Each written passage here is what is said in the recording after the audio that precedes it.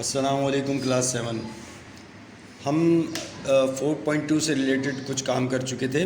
अब हम 4.3 के लिए कुछ काम करेंगे, लेकिन उसके लिए हमें कुछ फार्मूलाज़ को, कुछ चीज़ों को समझना पड़ेगा कि आगे जो हमारे पास क्वेश्चंस हैं उनमें ये फार्मूलाज़ और ये टर्म्स काफ़ी यूज़ होंगी, तो उनको कैसे यूज़ करना है और हमें कैसे क्वेश्चन में क्लिक होगा कि क्या चीज़ मांगी जा रही है, हम थोड़ा समझते हैं। देखिए, ऊपर लिखा हुआ है इन केस ऑफ गेन। ये आपने जो भी मैं आपको बता रहा हूँ आपने बिल्कुल इसी तरह लिखना है कॉपी में। पहले इन केस ऑफ गेन आपने लिखना है formulas in case of gain, ठीक है। ऊपर लिखनी है हेडिंग फार्मूलाज की, फिर नीचे लिखना है इन केस ऑफ गेन, यानी कि अगर आपको गेन हो रहा है तो उस सूरत में आप कौन सी चीज़ किस तरह मालूम करेंगे। अगर आपको सेलिंग प्राइस मालूम करनी है तो आप लिखेंगे कॉस्ट प्राइस प्लस गेन, यानी अगर आपको कॉस्ट प्राइस और एग्जैक्टली गेन की वैल्यू दे रखी है कि गेन आपको कितना प्रॉफिट हुआ है, तो आप उस प्रॉफिट को अपनी कॉस्ट प्राइस में ऐड कर देंगे तो आपका सेलिंग प्राइस आ जाएगी। दूसरी एक और चीज़ है कि अगर आपको सेलिंग प्राइस मालूम करनी है और आपको कॉस्ट प्राइस दे रखी है लेकिन गेन नहीं दिया कि आपको कितना प्रॉफिट हुआ, ये नहीं बताया, लेकिन ये बताया कि आपके कॉस्ट प्राइस का इतना % प्रॉफिट होगा। जब आपको गेन नहीं दिया हो, गेन % दिया हो, तब आप ये फॉर्मूला लगाएंगे selling price is equal to cost price plus cost price multiply by gain divided by 100। ये आपका सेकंड फॉर्मूला होगा, ठीक है। That is equal to what, cost price is equal to 1 plus gain upon 100, ठीक है। ये आपका फॉर्मूला होगा सेलिंग प्राइस का। इसी तरीके से आपका सेलिंग प्राइस इक्वल हो जाएगा किसके, cost price 100 plus gain % divided by 100, यानी एक दो फार्मूला आपके लिए इम्पोर्टेंट है। पहला तो ये वाला, ठीक है, जिसमें आपको लिखा है सेलिंग प्राइस मालूम कर रहे हैं आप किसके थ्रू, कॉस्ट प्राइस दिया हुआ है और आपको गेन, एग्जैक्टली गेन यानी प्रॉफिट बता दिया कि आपको 20 का, 50 का, 100 का, 500 रुपये का प्रॉफिट हुआ है। उस सूरत में आप कॉस्ट प्राइस आपको दी हुई है और प्रॉफिट भी बताया हुआ है कि आपको इतने का प्रॉफिट हो, आप दोनों को ऐड कर देंगे, आपकी सेलिंग प्राइस आ जाएगी। या आप सेलिंग प्राइस मालूम करेंगे किस तरीके से, cost price multiply by 100 plus gain % divided by 100, ठीक है। ये आपका अदर फार्मूला है। ये बीच की चीज़ हमारे लिए सिर्फ हम ये बता रहे हैं आया कैसे, ठीक है। तो आपके लिए दो फार्मूलाज इंपॉर्टेंट है, एक ये और एक ये, ठीक है। आप एक ये फार्मूला अपने पास लिखेंगे इन केस ऑफ गेन की हेडिंग लिख के, एक ये फार्मूला अपने पास लिखेंगे और एक ये वाला अपने पास लिखेंगे, ठीक है। फ्रॉम द अबव, इसी ऊपर के वाले फॉर्मूले को यूज़ करते हुए अगर आपको कॉस्ट प्राइस मालूम करनी है, आपको गेन दे रखा है, गेन % दे रखा है, तो आप क्या करेंगे, कॉस्ट प्राइस मालूम करेंगे कैसे, selling price multiply by 100 divided by 100 plus gain %, ये आपका कॉस्ट प्राइस आ जाएगी। इससे सेलिंग प्राइस आ जाएगी, इससे कॉस्ट प्राइस आ जाएगी, ठीक है। अच्छा, तीसरा आपके पास क्या है, इन केस ऑफ लॉस, ठीक है। इन केस ऑफ लॉस के लिए मैं आपको बताता हूँ नेक्स्ट वीडियो में। Okay student, in case of loss की वीडियोस हमारे पास फॉर्मूलाज क्या होंगे। अगर आपको लॉस होता है तो लॉस में आप क्या होगा, सेलिंग प्राइस अगर आपने मालूम करनी है, यानी पहले आप मालूम कर रहे थे सेलिंग प्राइस तो कॉस्ट प्राइस प्लस गेन था, अब आप सेलिंग प्राइस मालूम करेंगे क्योंकि वो गेन था, इसमें लॉस है। सेलिंग प्राइस किसके इक्वल हो जाएगी, कॉस्ट प्राइस माइनस लॉस, तो आपकी सेलिंग प्राइस आ जाएगी। एक तो फॉर्मूला ये रहा आपका सेलिंग प्राइस का। आपने इन केस ऑफ लॉस लिख के आपने एक फार्मूला तो ये वाला लिखना है, ठीक है। और अगला फार्मूला आपने कौन सा लिखना है बता देता हूँ। अगला फार्मूला आपने ये वाला लिखना है, ठीक है। Selling price is equal to cost price 100 minus loss % divided by 100। Second formula आपने सेलिंग प्राइस का लिखना है। सेम एज दैट, इसी लॉस वाले सेक्शन में अगर आपको कॉस्ट प्राइस मालूम करना हो, क्योंकि अभी तक तो हम सेलिंग प्राइस मालूम कर रहे थे, अगर कॉस्ट प्राइस मालूम करना हो तो कॉस्ट प्राइस कैसे मालूम करेंगे, selling price multiply by 100 divided by 100 minus loss %, ठीक है। लॉस वाले में हमने एक ये फॉर्मूला भी लिखना है, ठीक है। तो इसी तरीके से मेरे पास प्रॉफिट में, मेरे पास जब गेन हुआ यानी प्रॉफिट हुआ तो मेरे पास 3 फार्मूलाज हैं। पहला ये रहा सेलिंग प्राइस का CP प्लस गेन, दूसरा ये रहा selling price is equal to cost price multiply by 100 plus gain % divided by 100, 2 हो गए।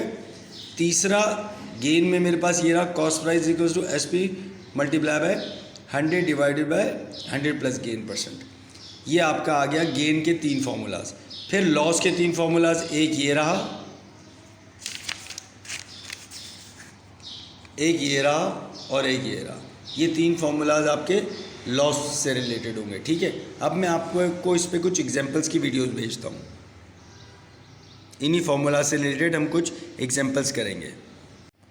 ओके स्टूडेंट, हमारे पास जो पहली एग्जांपल है उस फार्मूला से रिलेटेड जिसमें हम उन फार्मूलाज को यूज़ करेंगे वो ये है, find the selling price of an article which was bought for rupees 325 and sold at a profit of 12%। यानी उसने कहा है कि आप एक आर्टिकल का सेलिंग प्राइस मालूम करें जिसको ख़रीदा गया था, यानी उसकी कॉस्ट प्राइस 325 और उसको सोल्ड कर दिया गया, बेच दिया गया एट अ प्रॉफिट ऑफ 12%, यानी गेन परसेंट आपको दे दिया। क्या दे दिया? Gain percent. प्रॉफिट परसेंट कहें या गेन परसेंट कहें, एक ही बात होता है, ठीक है। तो कॉस्ट प्राइस मैंने लिखा, डेटा मेंटेन किया, सोल्यूशन लिख के मैंने डेटा मेंटेन किया कि जो चीज़ें मुझे गिवन है वो क्या, कॉस्ट प्राइस 325 हमें दी हुई है, हमने लिख दी। प्रॉफिट परसेंट यानी गेन परसेंट मेरे पास कितना है, 12%, ये मुझे दिया हुआ है, लिखा हुआ है इस पर, एट अ प्रॉफिट ऑफ 12%, ठीक है। तो गेन परसेंट मेरे पास 12 है, 12%। मालूम मुझे क्या करना है, क्वेश्चन के शुरू में वो बोल चुका है कि मालूम क्या करना है, फाइंड द सेलिंग प्राइस यानी एसपी, सेलिंग प्राइस।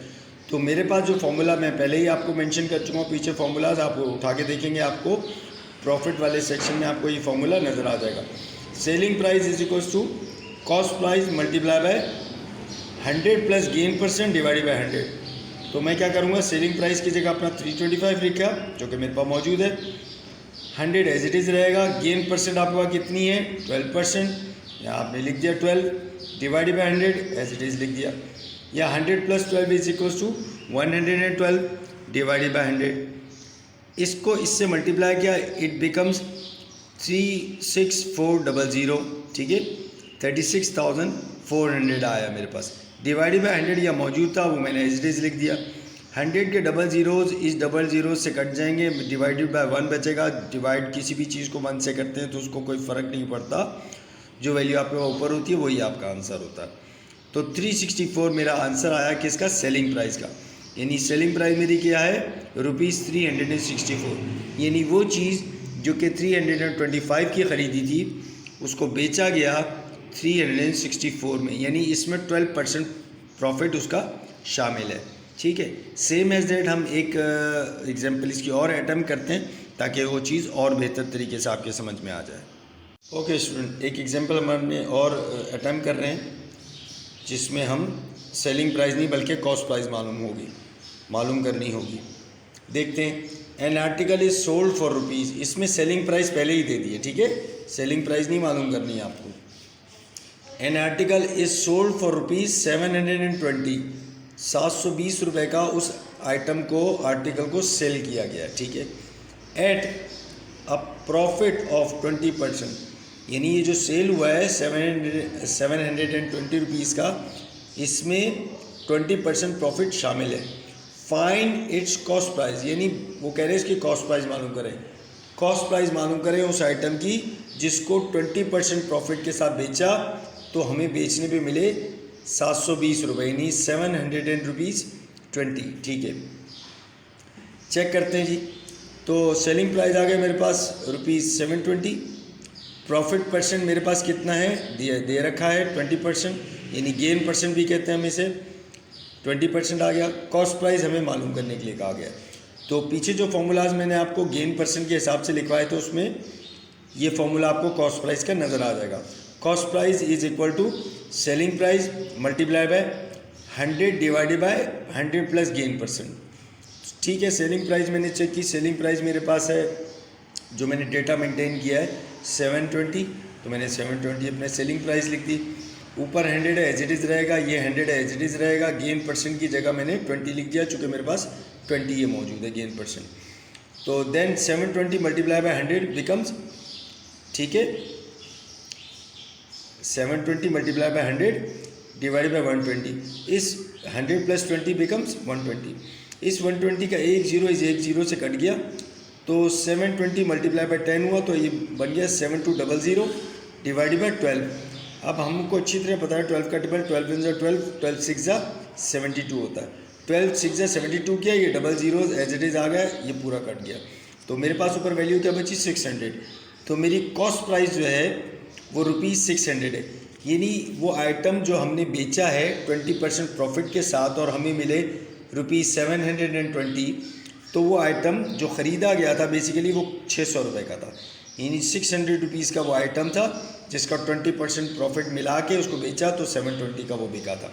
ठीक है, तो ये हमारा आंसर हो। इसी तरीके से आपने तमाम क्वेश्चंस को क्लिक करना है, डेटा को कॉपी करना है, डेटा मेंटेन करना है, क्या क्या चीज़ें हमें गिवन में दी गई हैं, फिर जो भी चीज़ मालूम करनी होगी उससे रिलेटेड फार्मूलाज हमारे पास मौजूद हैं, हम वो लगाएंगे और अपनी रिक्वायर्ड चीज़ मालूम कर लेंगे। होप वो क्वेश्चंस मैं अभी जो आपको बताऊंगा नेक्स्ट वीडियो में वो आप कर लेंगे।